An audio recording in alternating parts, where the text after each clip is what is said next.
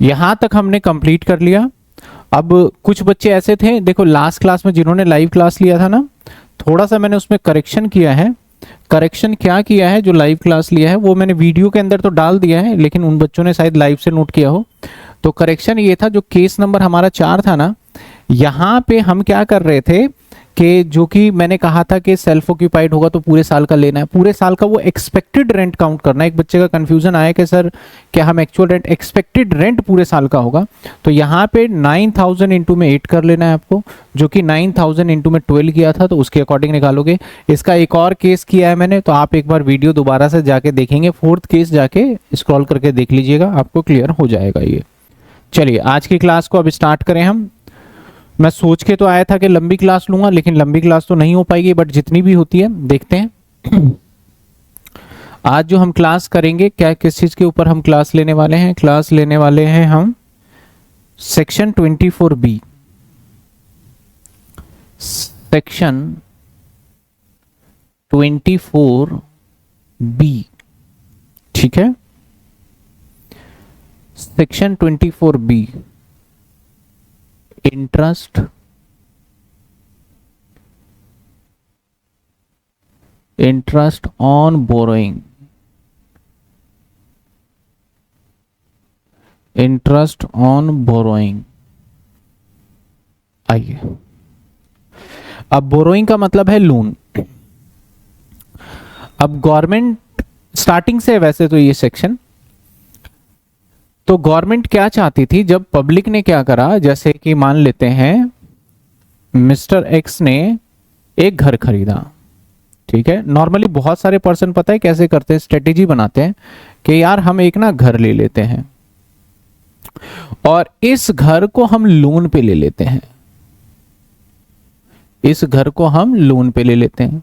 Suppose करो मैंने इस घर को 50 लाख रुपए के लोन पे ले लिया और इस घर को हम रेंट पे दे देंगे,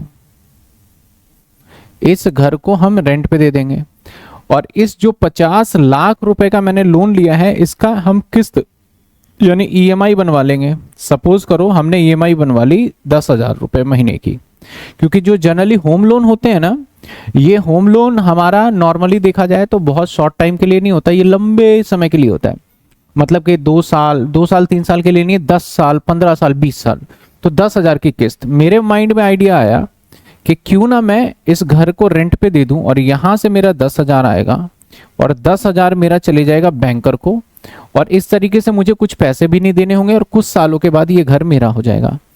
जबकि जनरली कभी भी बहुत रेयर चांस होता है कि ऐसा हो, क्योंकि किराएदार कब रहेगा कब नहीं रहेगा ये भी एक बहुत बड़ी चैलेंज है। तो मेन मुद्दे की बात ये है कि जब ये बंदा रेंटल इनकम, जब मिस्टर एक्स को एक रेंट आएगा तो उसके ऊपर वो हाउस प्रॉपर्टी की इनकम दिखा के टैक्स भरेगा। तो जब उसका एनएवी आएगा तो एनएवी में उसने मान लेते हैं कि 5 लाख रुपए आया उसका, सपोज करो, या 1 लाख रुपए आ गया मान लेते हैं। पैसे तो हालांकि 1,20,000 होगा, माइनस एमटी कर देंगे, या मैं एक 20 ही ले लेता हूं, मान लो 1,20 आ गया, एमटी मान लो 20,000, हालांकि इतना नहीं होगा, मान लिया कि 20,000 आ गया, ठीक है। इसके बाद हम माइनस करते हैं 24A, जो कि 30,000 रुपीज दे दिया। अब जो हम इसके जो ईएमआई है, इस ईएमआई के अंदर इंटरेस्ट भी होगा और इस ईएमआई में प्रिंसिपल भी होगा। तो इंटरेस्ट अमाउंट का डिडक्शन हमें दे दिया गया 24B में, क्योंकि मैं एक इंटरेस्ट पेड कर रहा हूं लोन लेके, तो मेरे पॉकेट पे तो खर्चा ही है, वो किराया आ रहा है तो मेरा ये खर्चा भी है। तो गवर्नमेंट ने कहा भाई ये खर्चा है तो इसको हम माइनस करने दे देंगे और उसे देंगे हम 24B में इंटरेस्ट के नाम से। और मान लेते हैं कि लेट सपोज के 5,000 है तो हम यहाँ से 5,000 और माइनस कर लेंगे। एक तो ये पर्पस हुआ। दूसरा, गवर्नमेंट को प्रमोट करना था कि कंस्ट्रक्शन ज़्यादा से ज़्यादा हो। आप देखोगे इतने सारे फ्लैट बनते हैं तो फ्लैट बिकना भी चाहिए, और फ्लैट जब बनेगा तो रोजगार बहुत सारे आसपास हो जाता है। जैसे कि अगर फ्लैट बनेगा तो आसपास का एरिया डेवलप होगा, स्कूल बनेंगे, कॉलेज बनेंगे, आपका इंफ्रास्ट्रक्चर के अंदर आपका सीमेंट, कंक्रीट, बड़ी सारी चीज़ें इकोनॉमिक को हमारा सर्कुलेट करने का तरीका होता है। तो सरकार ने बोला कि आप लोन लीजिए और लोन लेके घर लीजिए और उसके ब्याज का हम डिडक्शन दे देंगे, और डिडक्शन कितना देंगे नहीं देंगे हम आगे उसके ऊपर डिस्कस करने वाले हैं। तो हमारा टॉपिक है इंटरेस्ट ऑन बोरोइंग पे जब आप लोगे तो यहाँ पे आपको डिडक्शन मिलेगा अंडर सेक्शन 24B में। अब बात करते हैं सर, आपने अगर लोन, यहां पे डिपेंड्स करेगा, हालांकि ये बातें बहुत पुरानी हो गई है। आपने लोन जो लिया होगा, दो वजह से लोन लोगे। लोन या तो आप जब आपका सेल्फ ऑक्यूपाइड हो, या मैं कहूंगा लोन आपने लिया और इंटरेस्ट आप जब माइनस करोगे तो आपका घर होगा सेल्फ ऑक्यूपाइड।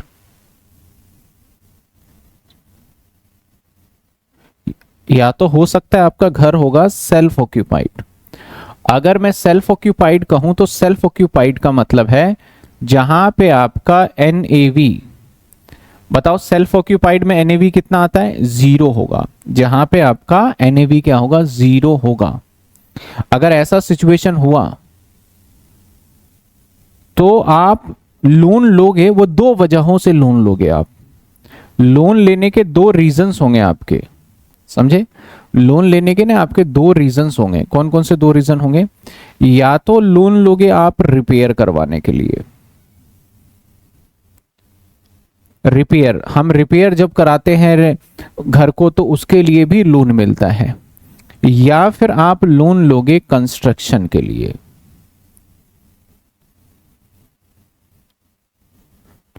या तो रिपेयर के लिए लोगे या लोन लोगे किसके लिए, कंस्ट्रक्शन। दूसरा हिस्सा भी करेंगे। तो अगर आपने लोन लिया है तो लोन लेने के दो वजह हो सकते हैं। आपका अगर सेल्फ ऑक्यूपाइड है, यानी खुद ही रहोगे, किराए वगैरह पे अभी फिलहाल मर्जी नहीं है, तो या तो आपने रिपेयर के लिए लिया होगा या फिर आप किसके लिए लोगे, कंस्ट्रक्शन के लिए लोगे। तो अगर आप रिपेयर के लिए लेते हो तो लोन लेने की तारीख 2 है, लोन लेने की तारीख 2 है। या तो आपने लोन लिया होगा बिफोर 1/4/1999 या लिया होगा आफ्टर 1/4/1999। 1999 मतलब कि उस टाइम पे जो गवर्नमेंट थी वो कांग्रेस की गवर्नमेंट थी, और नरसिम्हा राव या कांग्रेस की गवर्नमेंट थी वहां पे, बहुत पुराने नरसिम्हा राव आई थिंक उस टाइम प्रधानमंत्री थे। 1994 से लेके 2004 तक हमारा जो गवर्नमेंट आया वो बीजेपी की सरकार आई, जिसमें अटल बिहारी वाजपेयी बने। तो इसके बाद और इसके बाद के नियम में थोड़े से हेर फेर किए गए। तो अगर आपने इससे पहले लोन लिया है तो अगर आप रिपेयर के लिए लेते हो तो मैक्सिमम डिडक्शन 30,000 मिलेगा, और अगर बाद लिया तब भी मैक्सिमम डिडक्शन, मैं पूरा लिख देता हूं,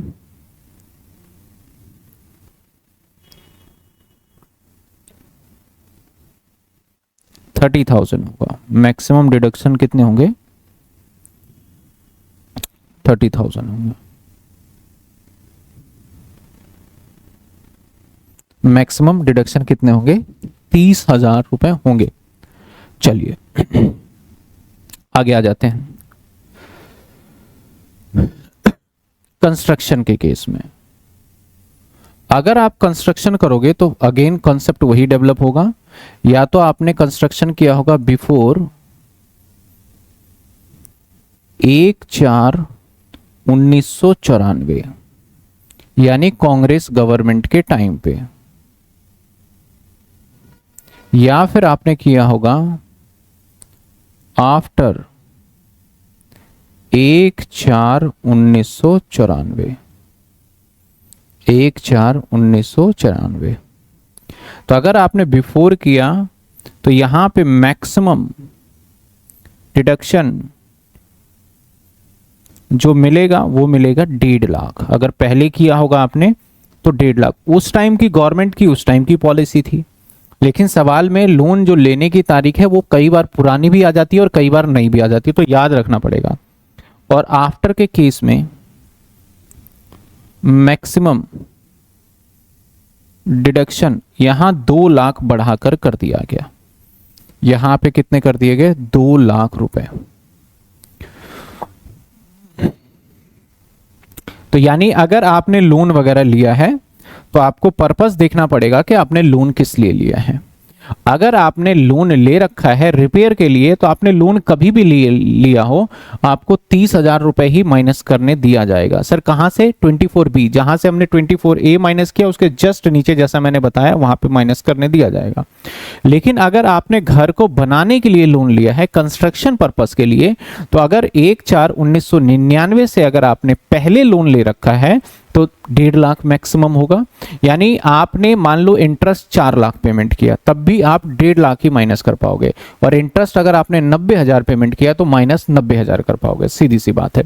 और अगर 1/4/1994 के बाद लिया तो आपको मैक्सिमम डिडक्शन कितना मिल जाएगा? 2 लाख रुपए मिलेगा। मैक्सिमम डिडक्शन कितने मिल जाएंगे आपको? 2 लाख। सपोज अभी एग्जाम्पल भी लेंगे फिर समझ जाएंगे, ठीक है ना। और अगर आपका घर लेट आउट है, तो लेट आउट है तो इसका मायने चाहे कितने भी टाइम के लिए हो, इसका मतलब जो आपका एनएवी रहा होगा, नेट एनुअल वैल्यू, वो नॉट इक्वल टू 0 होगा। वो 0 तो होगा नहीं, कुछ ना कुछ तो आएगा। तो यहां पे इंटरेस्ट डिडक्शन का ऐसा कोई नो लिमिट, नो लिमिट यानी जितना ब्याज होगा उतना आप माइनस कर सकते हो, ऐसा कोई लिमिट ही नहीं है। जितना ब्याज होगा सभी के सभी माइनस कर सकते हो। लेकिन हाँ भाई, लोन आपको कहां से लेना है? जितना ब्याज होगा वो सभी के सभी माइनस कर सकते हो। लेकिन सर लोन लेना कहां से है? लोन आपको लेना होगा किसी भी बैंक से जो कि आरबीआई रजिस्टर्ड है, या किसी फाइनेंशियल इंस्टीट्यूशन से आपको लोन लेना होगा, तभी आपको इसका बेनिफिट मिल पाएगा। अगर आपने लोन अपने पड़ोस से ले लिया, अपने भाई से ले लिया, अपने रिश्तेदार से ले लिया, तो इसका बेनिफिट नहीं ले पाओगे। अच्छा सर, मेन बात, अगर आपने ये तब बेनिफिट ये वाला मिलेगा आपको जब आप कौन सा रिजिम लोगे? Old regime. Old regime. अगर इन केस आप न्यू रिजिम में हो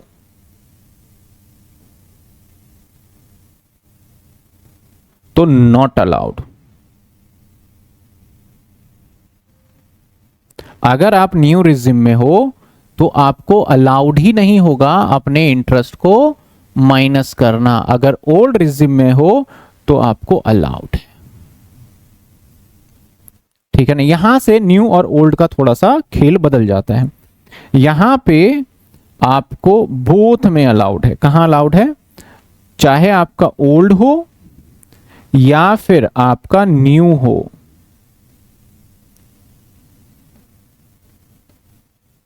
आपको अलाउड है।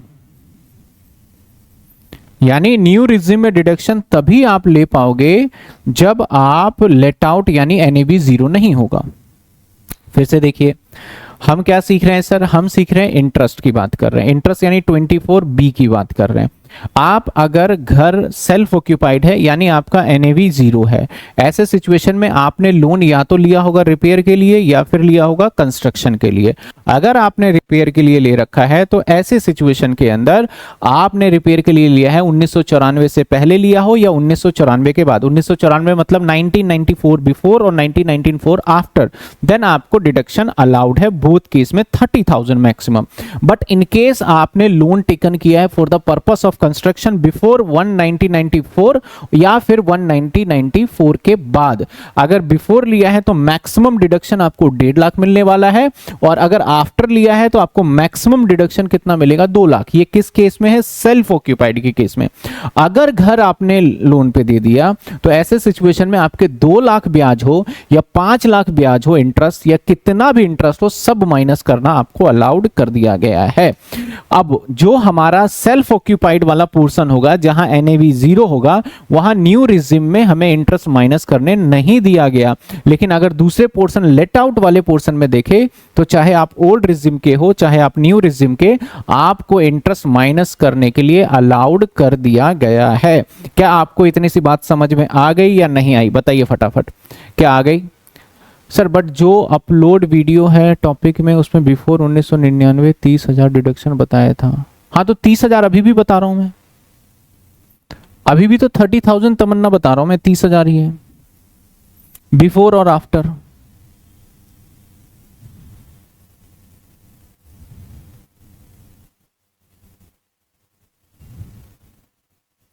हम्म हम्म हम्म हम्म, हम्म।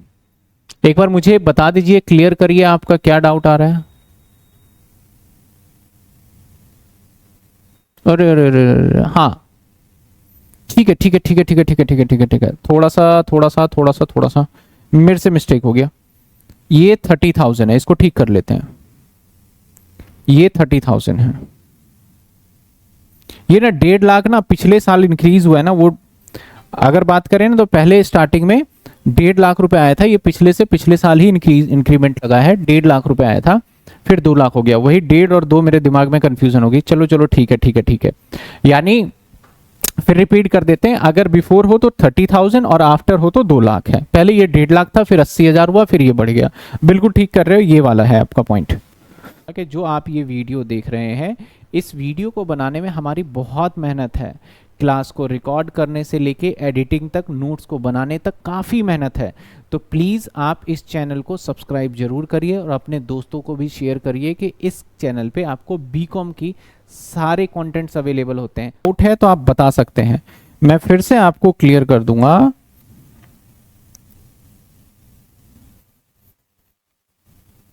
किसी को कोई डाउट है तो पहले पूछ लीजिए, एक बार और एक्सप्लेन। ओके, देखिए, आपने अगर घर सेल्फ ऑक्यूपाइड किया है और आपने अपने घर को रिपेयर करवाया या कंस्ट्रक्शन करवाया 1994 से पहले, तो ऐसे सिचुएशन में मैक्सिमम डिडक्शन 30,000 है। लेकिन आपने रिपेयर करवाया 1994 के बाद तो डिडक्शन 30,000 ही रहेगा, और अगर कंस्ट्रक्शन करवाया तो आपका डिडक्शन बढ़ के हो जाएगा 2 लाख रुपए। ओल्ड रिजिम में ये बेनिफिट मिल रहा है, न्यू रिजिम में ये बेनिफिट नहीं मिलेगा। और अगर आप जहां पे एनएबी 0 नहीं है, वहां पे नो लिमिट है, तो वहां पे तो आप जितनी मर्जी आपका इंटरेस्ट हो वो माइनस कर सकते हो। ठीक है ना, जितने भी इंटरेस्ट हो उसको माइनस करने दे दिया गया है। आइए सर, आइए नोट। अब जो आपका इंटरेस्ट पेड होना चाहिए कब मिलेगा? Note, if interest paid outside India, अगर आप ब्याज इंडिया के बाहर किसी अथॉरिटी को, मतलब रिकॉग्नाइज को दे रहे हो, सपोज करो एसबीआई यूके में वहां दे रहे हो, तो ऑनर या फिर टीडीएस। टीडीएस क्या होता है? टैक्स डिडक्टेड एट सोर्स होता है। जहां पे हम कोई भी खर्चा करते हैं तो पहले ही टैक्स काट लिया जाता है, तो TDS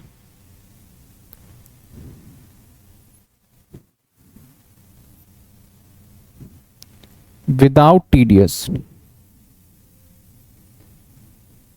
TDS then deduction is not allowed. अगर आपने इंडिया के बाहर किसी को ब्याज दिया तो ऐसे सिचुएशन में आपका जो भी इंटरेस्ट पेड होगा उसका डिडक्शन तभी मिलेगा जब आपने टीडीएस काट करके फिर दिया हो बाहर वाले को।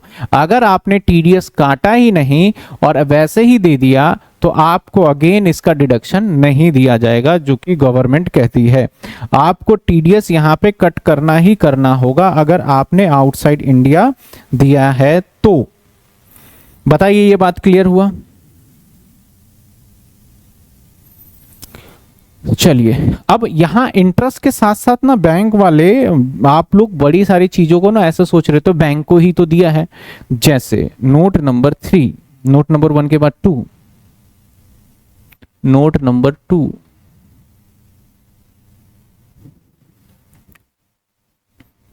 नोट नंबर 2 मैं दोबारा करवा रहा हूं। मैंने पहले क्लास रिकॉर्ड भी किया था, डाला भी था, पर मुझे खुद एक सेटिस्फेक्शन नहीं मिला तो मैंने सोचा दोबारा करा दूं। हाँ, लेकिन जो पिछली क्लास मैंने कराया है डिफरेंट सिचुएशन, वो बिल्कुल कंप्लीट बहुत अच्छे से कराया हमने। तो जिसने पहले भी देख लिया तो प्लीज एक बार उसको भी आप वॉच करिएगा ताकि आपको क्लियरिटी बढ़ जाए, नहीं तो आगे चल के थोड़ी कंफ्यूजन ना हो जाए। एनी कमीशन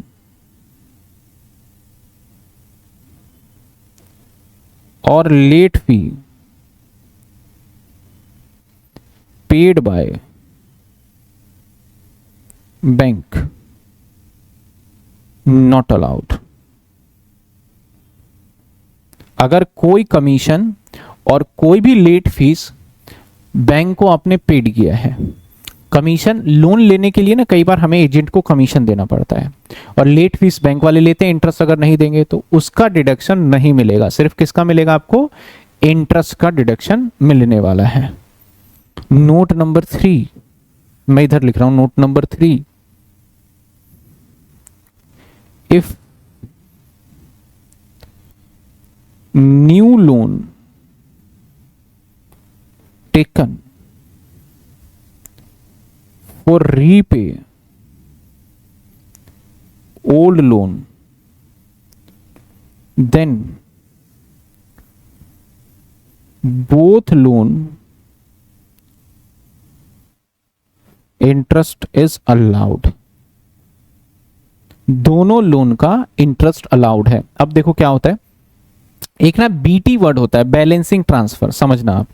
जैसे मान लो अभी मुझे एसबीआई वालों ने लोन दिया, मुझे एक लोन चाहिए, होम लोन चाहिए, ठीक है ना, घर बनाने के लिए एक लोन चाहिए। अब मैं डिफरेंट बैंक के पास जाऊंगा लोन लेने के लिए, घर बनाने के लिए या घर खरीदने के लिए।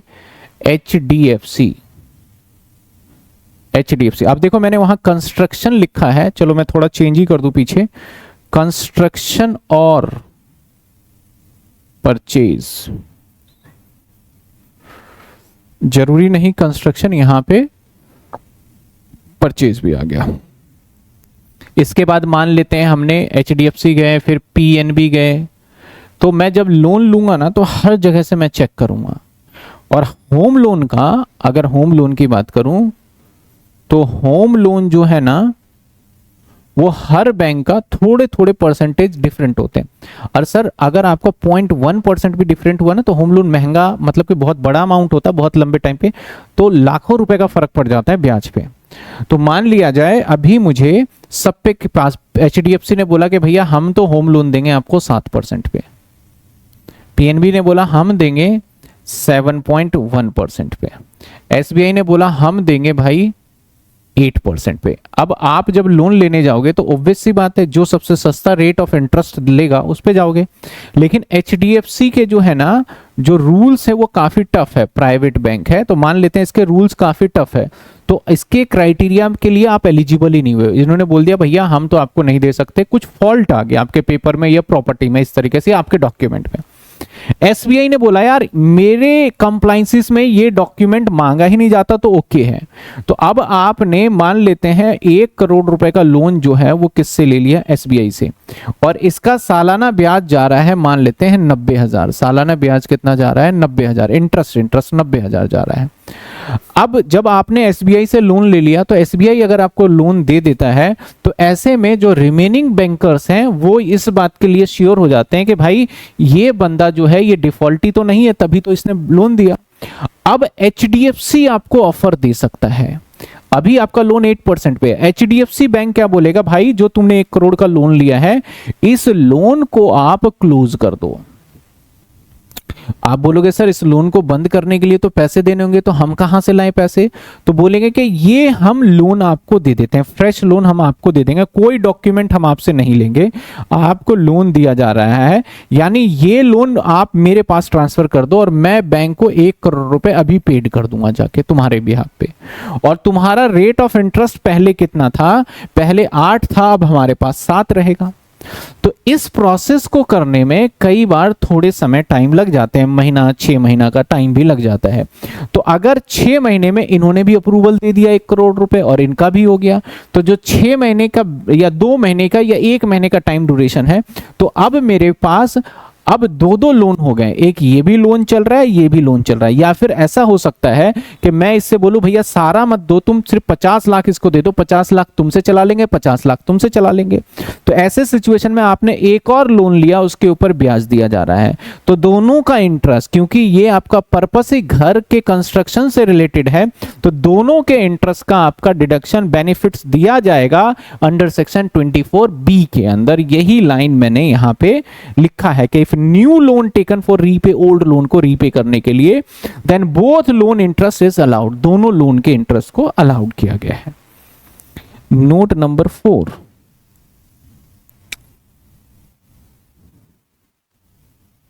Rupees 2 lakh in case of self occupied rupees 2 lakh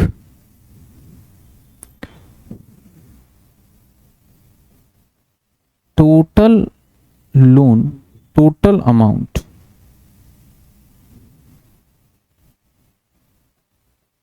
will be allowed,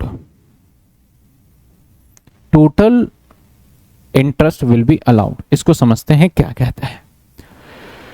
let's suppose हमारे पास 2 घर हैं, ठीक है ना, हमारे पास 2 घर हैं और दोनों घर मैंने लोन पे ले रखा है, H1 और H2, और दोनों मेरा सेल्फ ऑक्यूपाइड है, ये भी सेल्फ ऑक्यूपाइड और ये भी सेल्फ ऑक्यूपाइड।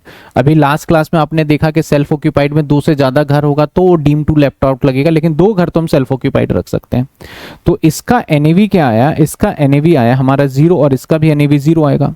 इस तरीके से इसका इंटरेस्ट जो है ना, इंटरेस्ट बैंक को जो लोन लिया है उस पर देता हूं मैं 1,80,000, और जो इसका इंटरेस्ट जा रहा है ना बैंक से, वो मान लेते हैं जा रहा है हमारा 3 लाख रुपए।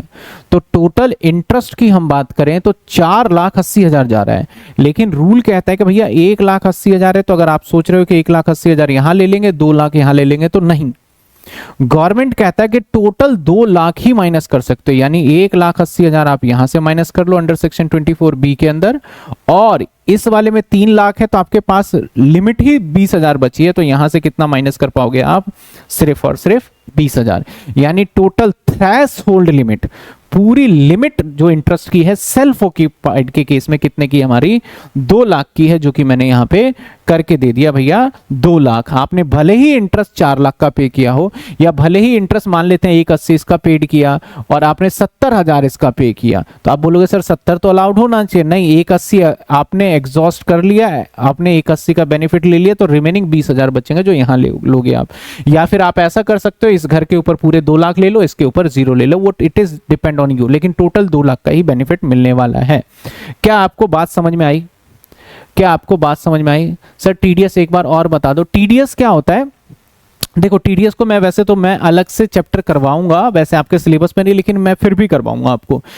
कई बार क्या होता है, कुछ एक्सपेंसेस होते हैं, जैसे गवर्नमेंट ना, सरकार जो होती है ना, वो सभी पब्लिक को नहीं पकड़ सकती, लेकिन बड़ी बड़ी कंपनी को पकड़ लेती है। तो मैं, होता क्या है, जैसे मेरे पास कोई, मैं रजिस्टर्ड हूं, तो मेरे पास कोई व्यक्ति आएगा जॉब के लिए, तो 10 व्यक्ति आएंगे जॉब के लिए, तो मैं जब जॉब की आपकी सैलरी दूंगा ना, तो गवर्नमेंट कहती है आप इसकी सैलरी दोगे तो ये आपका खर्चा है। मैंने बोला हाँ, तो बोला इसे प्रॉफिट एंड लॉस में दिखाओगे, मैंने बोला हाँ, तो गवर्नमेंट ने बोला खर्चा बढ़ेगा तो प्रॉफिट कम होगा, तो मैंने बोला हाँ, तो बोला कि आप अपने प्रॉफिट एंड लॉस में तभी दिखाना जब इसकी सैलरी का आप टैक्स हमें जमा करवा देना।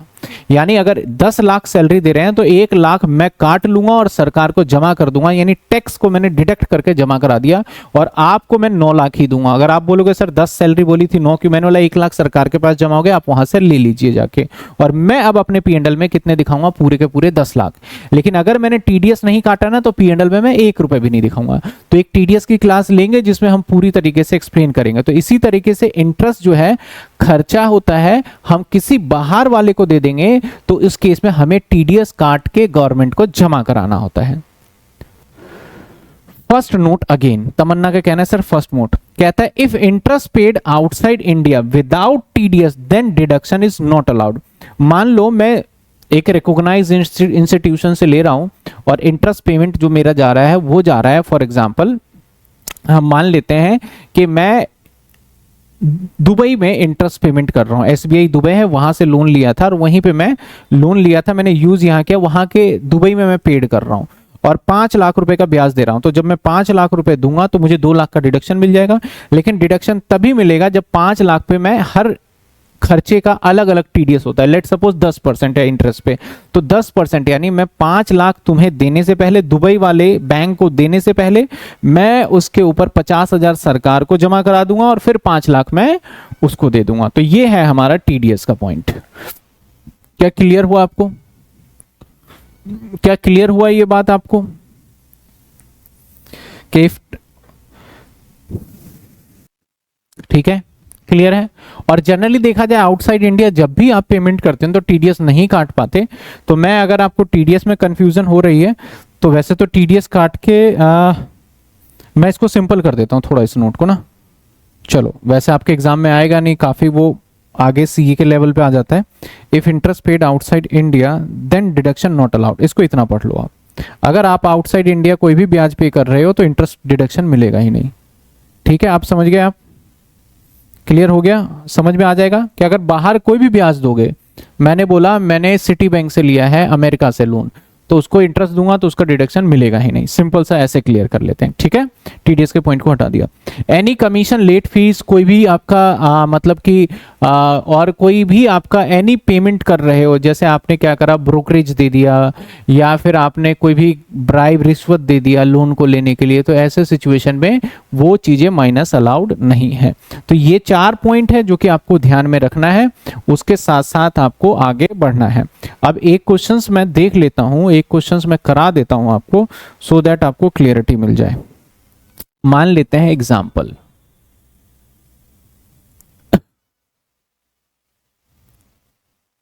म्युनिसिपल वैल्यू, 2 घर है हमारे, H1 H2, ये हमारा सेल्फ ऑक्यूपाइड है, ये हमारा लेट आउट है, ये हमारा लेट आउट है। ठीक है, municipal value 2 lakh, 3 lakh, fair rent 4 lakh, 5 lakh, standard rent 180, 3 lakh, actual rent receive and receivable, इसका तो 0 होगा, इसका 4 lakh. Municipal tax paid, municipal tax paid मान लेते हैं 20,000 और इसका मान लिया 50,000। Interest, interest paid, interest paid मान लेते हैं यहाँ पे 3 लाख रुपए और यहाँ पे मान लेते हैं 5 लाख रुपए, यहाँ पे मान लेते हैं 5 लाख रुपए। ठीक है, आपको calculate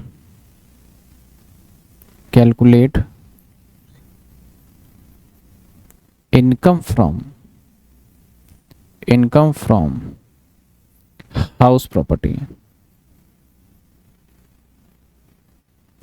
as per old and new regime, दोनों से करना है। ठीक है, पहले मैं ओल्ड से करके दिखा दूंगा, पहले मैं यहां ओल्ड से कर रहा हूं। ठीक है, आइए इधर करते हैं, ये ओल्ड से करेंगे।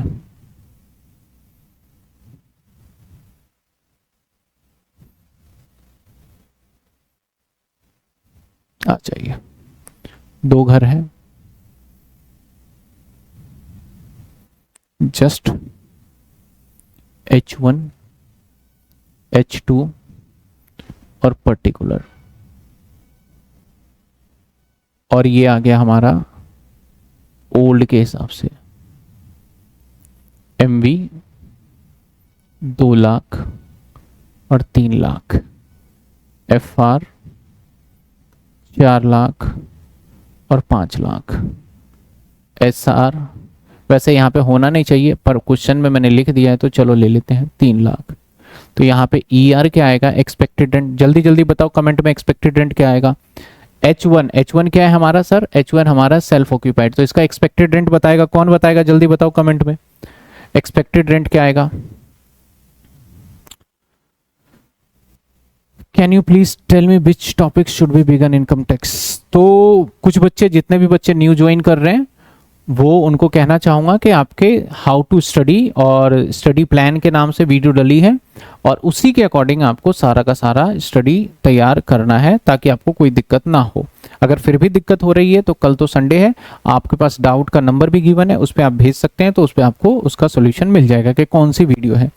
हाँ जी, नेहा ने, रिया ने, सभी ने बता दिया 0 0, वेरी गुड 0। इसका क्या आ जाएगा हमारा 3 लाख आ जाएगा। तो अगर मैं GAV की बात करूं तो GAV इसका तो 0 रहेगा और इसका क्या आ जाएगा 3 लाख। माइनस अगर मैं MT की बात करूं तो MT जो हमारा इसका 20,000 तो माइनस नहीं हो सकता, लेकिन इसका 50 माइनस हो जाएगा।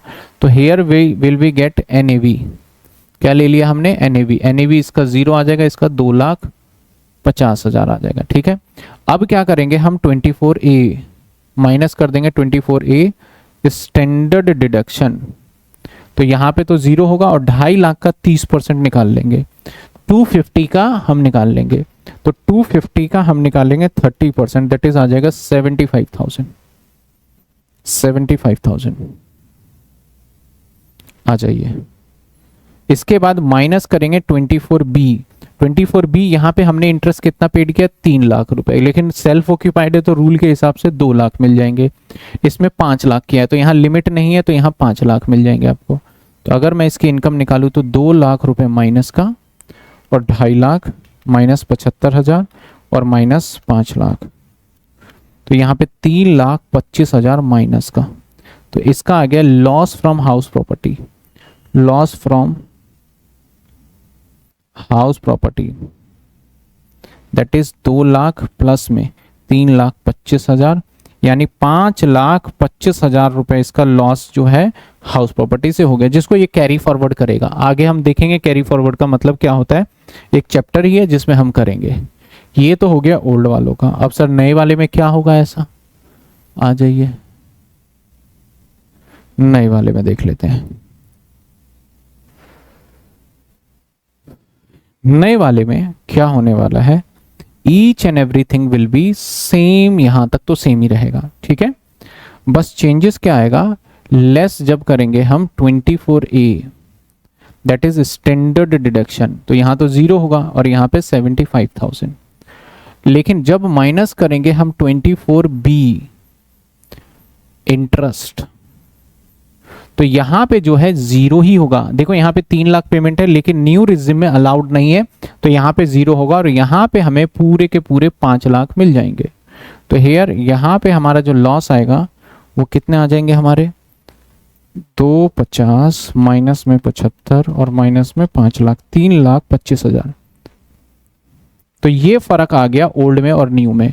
तो हमारा income from house property IHP क्या हो जाएगा, 0 प्लस में 325 का लॉस, ये लॉस है। तो हमारा टोटल लॉस कितना आ गया सर, 3,25,000, जो कि हम आगे कैरी फॉरवर्ड करेंगे या सेट ऑफ भी कर सकते हैं अदर इनकम से, वो हम बाद में चैप्टर अलग से सीखेंगे। क्या ये समझ में आया दोनों में डिफरेंशिएट। सर अगर ये लोन इंटरेस्ट अमाउंट 80,000 होता तो क्या होता, तो सर यहाँ पे ओल्ड वाले में 80,000 माइनस करते, लेकिन यहाँ पे हम माइनस नहीं करते। सिंपल सी बात है। क्या समझ में आया आपको, बताइए भाई, आपको समझ में आया या फिर नहीं आया, बताइए फटाफट, आया या फिर गया।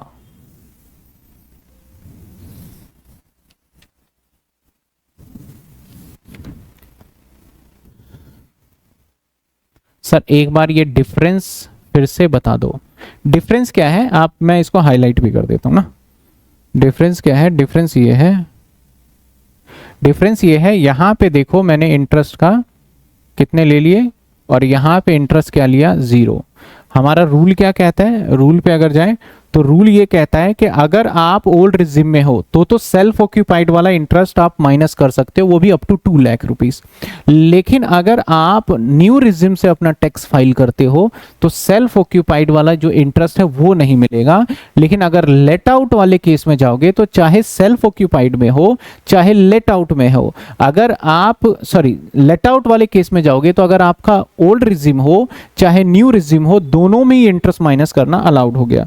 तो अब देखो मेरा सवाल क्या है, मेरे सवाल में एक मैंने ऐसा सवाल बनाया जिसके अंदर आपको क्या क्या देखने को मिल रहा है, मैं इसको बॉक्स टाइप में बना देता हूं। ये दो क्या क्या देखने को मिल रहा है इस सवाल के अंदर, भाई आपको इस सवाल के अंदर सब कुछ MV भी मिल रहा है, MV के साथ साथ सारी जानकारी आपको लगभग यहाँ पे दी जा रही है, जैसे कि SR दे दिया, MV दे दिया, सब कुछ। अब मेन यहाँ पे फंडा किस पे आया है, इंटरेस्ट के ऊपर। तो इंटरेस्ट की बात करें तो यहाँ पे 3 लाख रुपए है और इस घर को हमने क्या माना था, सेल्फ ऑक्यूपाइड मान के क्वेश्चन बनाया, और इस घर को क्या मान के बनाया, लेट आउट मान के क्वेश्चन बनाया। तो सेल्फ ऑक्यूपाइड के केस में 3 लाख का ब्याज जा रहा है, लेट आउट के केस में 5 लाख का ब्याज जा रहा है। सारी कैलकुलेशन करा, जब हमें इंटरेस्ट का डिडक्शन देने का नंबर आया। तो सेल्फ ऑक्यूपाइड क्योंकि हम ओल्ड रिज्यूम से कर रहे हैं, तो इस सिचुएशन में हमने डिडक्शन कितना मैक्सिमम दिया था, आपका मैक्सिमम रिडक्शन दे रखा था 2 लाख। तो मैंने यहाँ पे देखो भले ही 3 लाख का इंटरेस्ट पेड किया, लेकिन मैं 2 लाख माइनस कर पाया। न्यू रिज्यूम और लेट आउट के केस में जहां एनएवी 0 नहीं है, देखो एनएवी 0 नहीं है, वहां पे तो लिमिट ही नहीं है, तो यहां मैंने 5 लाख का इंटरेस्ट पेड किया तो 5 लाख हो गया। सेम ही प्रोसेस अगर हम न्यू रिज्यूम में जाते हैं तो सेल्फ ऑक्यूपाइड के केस में बोला भैया सेल्फ ऑक्यूपाइड वाला इंटरेस्ट हम माइनस करने नहीं देंगे, तो यहाँ पे इंटरेस्ट मैंने कितना माइनस किया 0। लेकिन लेट आउट वाले में कोई चेंज नहीं आया। अगर लेट आउट वाले पोर्शन की बात करूं तो चाहे आप ओल्ड रिज्यूम से फाइल करो चाहे न्यू रिज्यूम से, कोई चेंजेस नहीं है। सेल्फ ऑक्यूपाइड वाले केस के अंदर चेंजेस आ गया कि इंटरेस्ट का न्यू रिज्यूम में नहीं बेनिफिट मिल रहा और ओल्ड में मिल रहा था, ये चेंजेस है। क्लियर हुआ आपको? कह रहे हैं GAB should be 4 lakh not 3 lakh. किसकी बात कर रहे हैं जीएबी?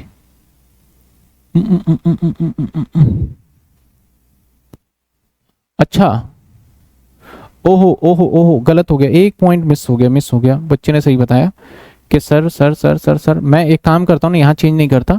एक्सपेक्टेड रेंट के बाद ARRR भी लेना था ना, मैं लेना भूल गया ARRR। तो मैं ARRR को ना पूरे क्वेश्चन को छेड़खानी करने से अच्छा मैं इसी को क्या कर दूं, 3 लाख है, इसको भी 3 लाख ही है हमारा, तो ये भी हमारा आ गया 3 लाख। तो इसमें से हायर हमारा ये आ गया, ठीक है। और ARRR यहाँ भी लिख देते हैं हम। समझ में आ गया मैंने जो चेंज किया, ये भी 3 लाख है क्योंकि वहाँ लेना भूल गया था मैं, ठीक है। 3 लाख कर दिया, हो जाएगा। समझ गए नेहा? मैंने क्वेश्चन ही चेंज कर दिया। किसी को कोई डाउट? एकदम क्लियर यहां तक? तो आज की क्लास वैसे तो मैंने सोचा था कि इंटरेस्ट की कैलकुलेशन भी आएगी, तो इंटरेस्ट की कैलकुलेशन भी सिखा दूं, मतलब कि किस तरीके से आप किसी लोन के ऊपर इंटरेस्ट निकालोगे तो वो भी सिखा दूं, लेकिन मेरे पास थोड़ी सी समय की कमी है, तो आज हमने इतना किया है। कल फिर से मैं क्लास लूंगा, और कल मैंने कहा जैसे कि मेरा पूरा फुल के मैं कल चैप्टर खत्म करूंगा और सारे प्रोविजन मैं एटलीस्ट सारे प्रोविजन तो मैं खत्म कर लूं, तो कल फिर से मैं क्लास लूंगा। और कल की क्लास की टाइमिंग मैं थोड़ा सा अभी नहीं बता पाऊंगा क्योंकि कल संडे है, तो होपफुली मैं 10-11 बजे के आसपास होपफुली मैं क्लास लूंगा। तो आपको जो शेड्यूल है, नोटिफिकेशन है, वो आपको लगभग 1 से 1.5 घंटा पहले आपको प्रोवाइड कर दिया जाएगा, जिसके अंदर इस इंटरेस्ट की हाउ टू कैलकुलेट करेंगे, जिसके अंदर प्री कंस्ट्रक्शन पीरियड और भी कुछ क्वेश्चंस हम करके ट्राई करने वाले हैं। सभी बच्चों को क्लियर हो गया? अब मैं आपको अगर होमवर्क में कोई क्वेश्चन देना चाहूं तो दे सकता हूं क्या? नहीं, सब जगह पे इंटरेस्ट कैलकुलेट करना है।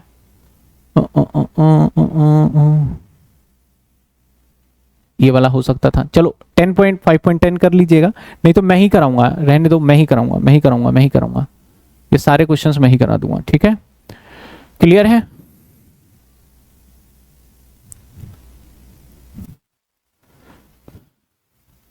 बच्चे कह रहे हैं सर मेरा मन नहीं मान रहा, मेरा मन कर रहा है कि मैं नए वाला ही करा दूं, क्योंकि ओल्ड ना वो मेरे को लग रहा है काफी पुरानी बोलेंगे बच्चे, कुछ बच्चे बोलते हैं। तो आई नो कि उसके अंदर भी सभी को नेहा समझ में आ गया है, लेकिन मैं चाह रहा हूं कि फिर से कराऊं और बुक के 10 ईयर के क्वेश्चन कुछ मिक्स करके मैं ज्यादा क्वेश्चंस कराने की कोशिश कर रहा हूं, सो दैट मैं आपको करा दूंगा। कोई दिक्कत नहीं है, 1 घंटा एक्स्ट्रा ही लगेगा, कोई बात नहीं, लेकिन शायद कुछ कॉन्सेप्ट की और क्लियरिटी मैं दे पाऊं जिससे कि आपको एग्जाम में कोई कंफ्यूजन ना रहे। वैसे तो ओल्ड में मैंने कोशिश करा है सब कुछ खत्म कर दें, क्योंकि हर बार ही कोशिश रहती है, लेकिन मेरी हर बार एक ही कोशिश रहती है कि पिछली बार से मैं बेटर किस तरीके से करूं। तो मैं खुद इससे थोड़ा सा खुश नहीं था क्योंकि 1-2 छुट्टी हो गई बीच में, पुरानी वीडियो डाली, पुरानी वीडियो डालने के बाद मेरे को फिर लगा कि यार फिर कहीं कुछ दिक्कत ना हो, तो इसलिए मैंने सोचा कि यार एक बार टाइम लगा के पूरा का पूरा कर ही देते हैं तो बेटर रहेगा। रिवीजन वाली क्लास भी सैलरी की मैंने रोकी हुई है। अब मुझे कल टाइम मिलेगा संडे को, तो संडे जो टाइम मिलेगा तो संडे में मैं उसका सेकंड पार्ट जो रिटायरमेंट बेनिफिट वाला है वो सैलरी का रिवीजन अपलोड करूंगा, और उसके साथ साथ कुछ क्वेश्चंस को भी प्रैक्टिस करेंगे। तो मेरे माइंड में काफ़ी चल रहा है कि मेरा टारगेट तो ये है कि जल्दी से जल्दी इस महीने में जो भी दिन बचे हैं तो मैक्सिमम पार्ट कवर करूँ मैं, जल्दी से ज़्यादा क्लास लेके। और जो आपके कुछ छुट्टियां पड़ेगी कॉलेज की, छुट्टियां कब पड़ रही है आपकी कॉलेज से? नवरात्रि के टाइम पे छुट्टियां पड़ती है नहीं पड़ती आपकी, बताइए। चलिए, थैंक यू रोहित। आपकी जो रेगुलर कॉलेज के बच्चे उनकी छुट्टियां कब पड़ेगी? तो फिर मैं तो उस टाइम पे तो ना सुबह क्लास ले लिया करूंगा 8 बजे से, क्योंकि सुबह क्लास लेने का जो मजा होता है ना वो इवनिंग में नहीं होता। सुबह एकदम फ्रेश माइंड से बिल्कुल मजा आ जाता है, 1 घंटा 2 घंटा 2.5 घंटा पता ही नहीं लगता। नवरात्रि की नहीं पड़ेगी, चलो कोई नहीं, बीच में एक आध छुट्टी जैसे भी पड़ती है तो उसमें मैं थोड़ी सुबह क्लास लेके खत्म करूंगा। चलिए, गुड नाइट, टेक केयर, और आप अच्छे से सब चीज़ को नोट, सारे पॉइंट्स को नोट कर लेना है। और अगली क्लास कल मैंने बोला 10 से 11 के 11 बजे मोस्ट प्रोबेबिलिटी है मैं रखूँगा, क्योंकि परसों नवरात्रे हैं तो थोड़ा बहुत घर का काम भी पड़ सकता है कल को, तो उसको मैं निपटा के फिर मैं क्लास पे पूरा फोकस करने वाला हूँ। चलिए, दिवाली वाले दिन ब्रेक वो तब सोचेंगे, अभी तो टाइम है। चलिए, और टाइमिंग जो है ना क्लास की, कुछ 11 12 की भी जैसे मैं क्लास लेता हूं तो टाइमिंग थोड़ा मैं पहले भी कर सकता हूं लंबी क्लास लेने के लिए। जैसे अभी 6:30 की है तो मैं कोशिश करूंगा कि कुछ ऊपर नीचे करके थोड़ी लंबी क्लास और की जाए, क्योंकि 11 12 के गवर्नमेंट स्कूल के एग्जाम स्टार्ट हो गए हैं तो उनमें काफ़ी लेट एग्जाम है, तो उसमें मुझे थोड़ी सी टाइम मिलेगा तो मैं इसके ऊपर काम करूंगा। मॉर्निंग नहीं, मॉर्निंग में लेंगे, इवनिंग में नहीं, मॉर्निंग में। इवनिंग में तो अब मैं सिर्फ और सिर्फ रिवीजन क्लास और नोट्स बनाया करूंगा। मैं अपना थोड़ा टाइम टेबल में थोड़ा सा फिक्स कर रहा हूँ। तो again good night, take care, और अच्छे से नोटिंग करिएगा और अच्छे से सारे नोट्स बनाइएगा। मैं कुछ बच्चे जो मेरे पास, एक आध बच्चे जैसे मैं कुछ बच्चों के अगर मेरे पास नोट्स आए तो मैं आपको शेयर भी करूंगा कि इस टाइप से नोट्स बनाइए, ठीक है ना। चलिए, मिलते हैं हम अगली क्लास में। Good night, take care.